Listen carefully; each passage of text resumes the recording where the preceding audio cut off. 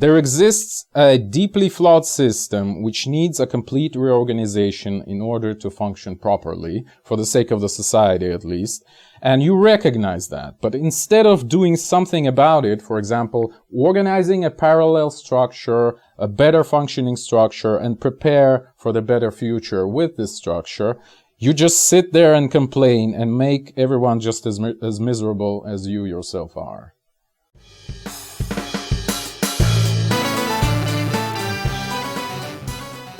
Greetings, this is Eugene the Philosopher, the greatest living philosopher after the unfortunate passing of Quentin Robert D. Nameland, who has been the greatest living philosopher before me.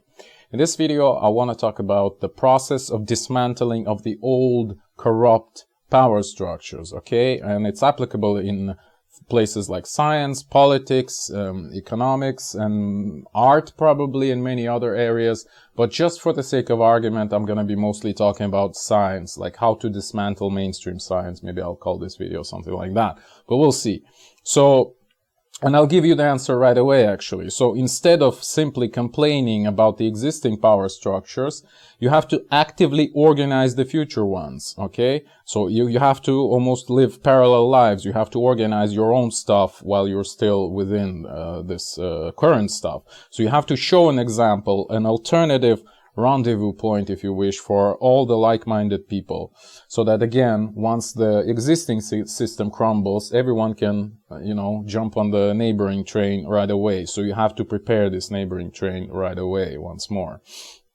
So let's talk about it for a bit. Like, why is this necessary? Why is this attitude of just complaining about the existing system without preparing the next system is actually harmful for everyone and kind of destructive in the first place?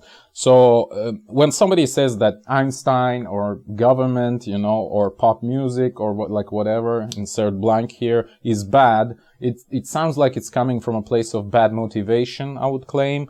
But however, if somebody says something like, I want to build a better thing instead of this one, this sounds like something that's coming from a place of good motivation instead, okay? So people who say that, again, roughly speaking, Einstein is bad, that's a loser's mindset, it's a mindset of a dependent, of a child or a woman, you might say, because a nagging wife or a child asking for a candy, they are your dependents. Like, they cannot do anything on their own. That's why they demand you to do something, because they aren't happy.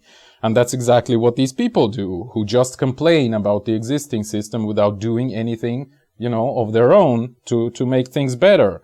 So your complaints about mainstream science or whatever the heck you want to complain about are just as annoying and useless for everyone, really, as a nagging wife is or a crying child is.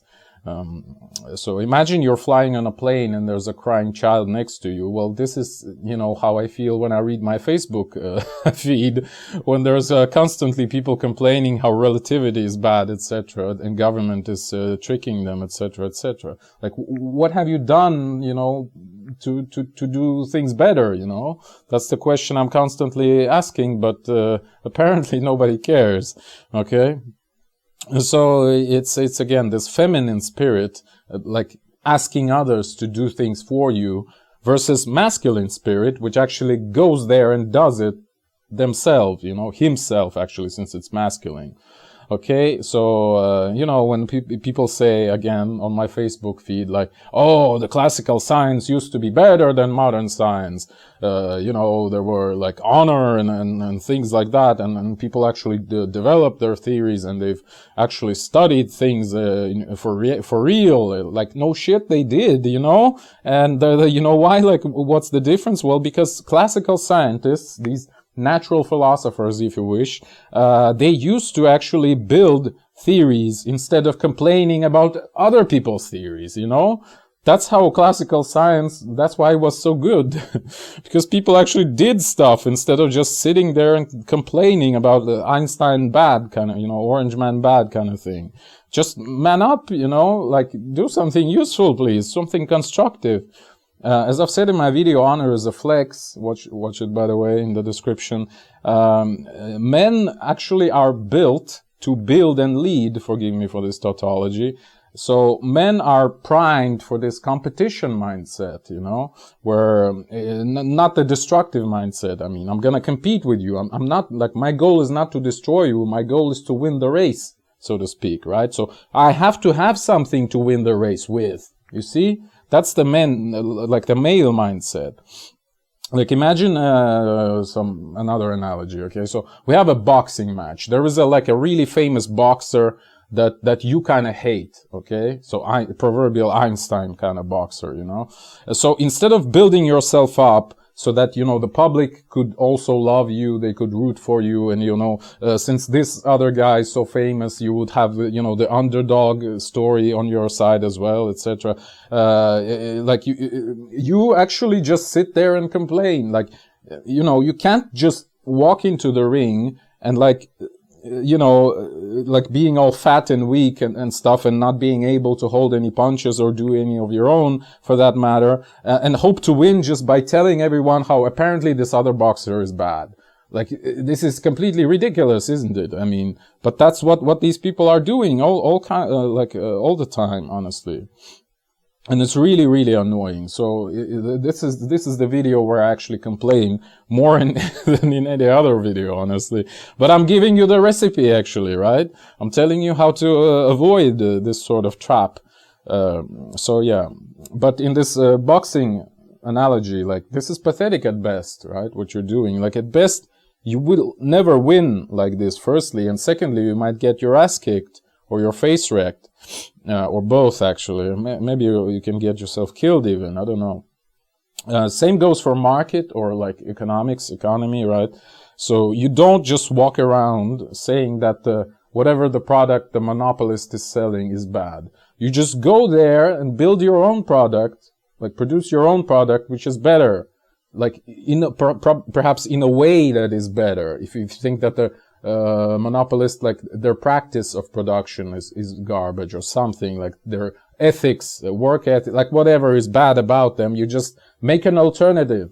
You show people that it's possible to do better, okay?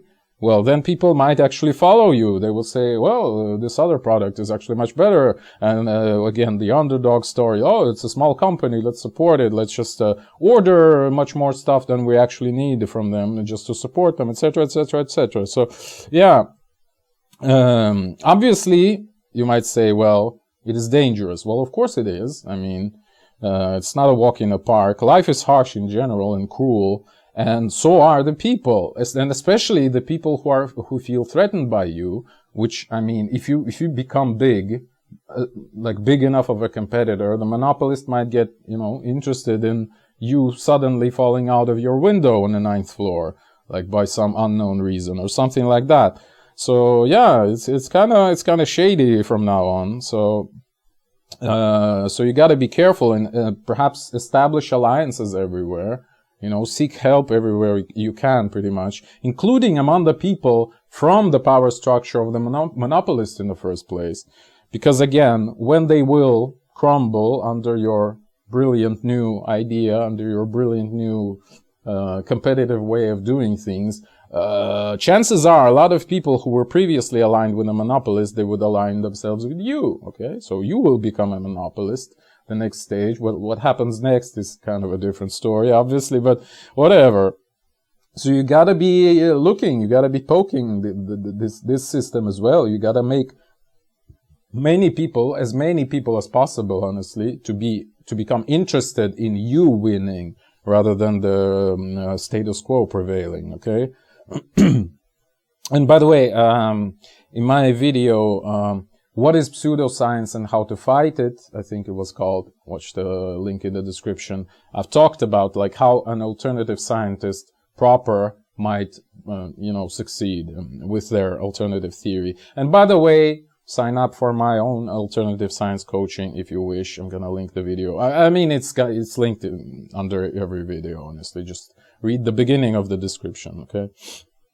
So yeah, and it gets even more dangerous, returning to the topic of the video, when we're talking about politics proper, because as soon as the system, meaning the government, recognizes you as a threat, you would be literally outlawed by the system because it has the means to do so. And by outlawed, I mean you would be literally labeled as extremist, you know, like a terrorist, a radical, like you name it, you know. So yeah. Oh, by the way, watch my video Terrorist Number 1, where I actually claim that the government itself is the terrorist number 1. Any government, in fact. Anyways, so if you have this organized parallel structure and it becomes big enough to actually threaten the government, you would be eliminated pretty much immediately. So you gotta beware. Just beware. So yeah. Only lone atomized complainers are no threat for systems like that, and that's why they can complain just as much as they want, okay? They would not be removed because they pose no threat to the system whatsoever. So, you know, why do I say lone and atomized complainers? Well, because it's divide et impera, right? The divide and conquer principle. By the way, watch my other video, Family and State, where I talk about how nuclear family is going to be destroyed for the same sake, ultimately, for the strengthening of the government in the future. All right. Well, it's already destroyed, kind of, yeah. But there will come a time, spoiler alert from this older video, when governments will start buying children from households. And today's household, the most popular one, is a single mother. And a single mother, a lot of them will be happy to sell their children to the government, okay? All right. So let's summarize this video. I've complained quite a bit. But I think I've also shown you the positive side of it, right? How can you overcome? How can you make me satisfied, you know? So I wouldn't be so pissed off by your complaints. So the general dynamic is such. There exists a deeply flawed system which needs a complete reorganization in order to function properly, for the sake of the society at least. And you recognize that. But instead of doing something about it, for example, organizing a parallel structure, a better functioning structure, and prepare for the better future with this structure, you just sit there and complain and make everyone just as miserable as you yourself are. So this is the gist of my own complaint, you know, about people who behave in this way. So can you please man up and do something useful? Like, Einstein is bad. We all know, dude, we all know Einstein is bad. Like, I'm actually not ironic here. Like, relativity theory is garbage. Like, yes, what now? Like, can you do something positive? Do you have anything constructive to say? You know, if not, then maybe just shut up and stop complaining, you know? Like, honestly, I can't. I just can't. Okay, so just a PS for this. It's kind of a proverbial, kind of like many people have talked about this before, but you know, when there's a saying in Russian, okay? I've looked for analogs in English and I found some. I'm not sure they are legit, so let me just tell you it in Russian. It's «Святое место пусто не бывает», which might be translated as «a holy place is never empty» or «a sacred space is never empty», etc. Like, one analog I found, kind of an analog, is that the throne is never vacant. Okay, but the idea is kind of the same, right? It's that, like, there is something which is in power. If you remove this something from power, something else will inevitably take its place, okay? And this something else might not be even, it might be worse, you know? That's what I'm saying. So if Einstein is bad and you remove Einstein, maybe something much worse will appear. That's kind of a thing you should always be aware of, you know? Like, if the system itself is crooked, which I'm pretty sure it is, you know?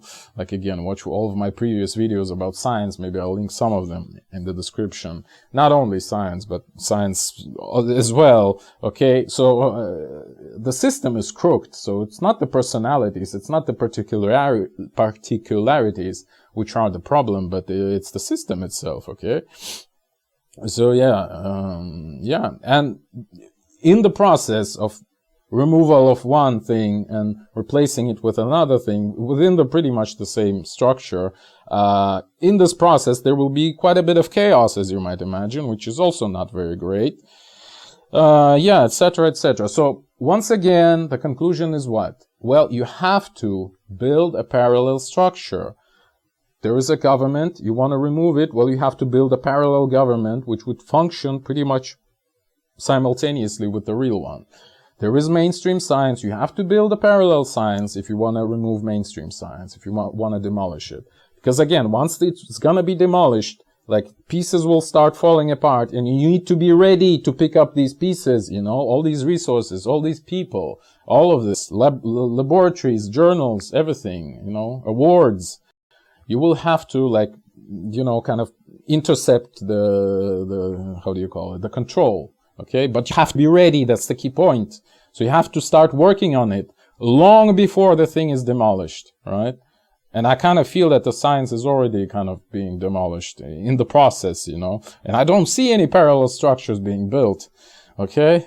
Which is a shame, of course, but I mean, maybe if all those, you know, millions of Einstein haters actually did something useful all of those decades, maybe we'd have parallel science. Unfortunately, we don't.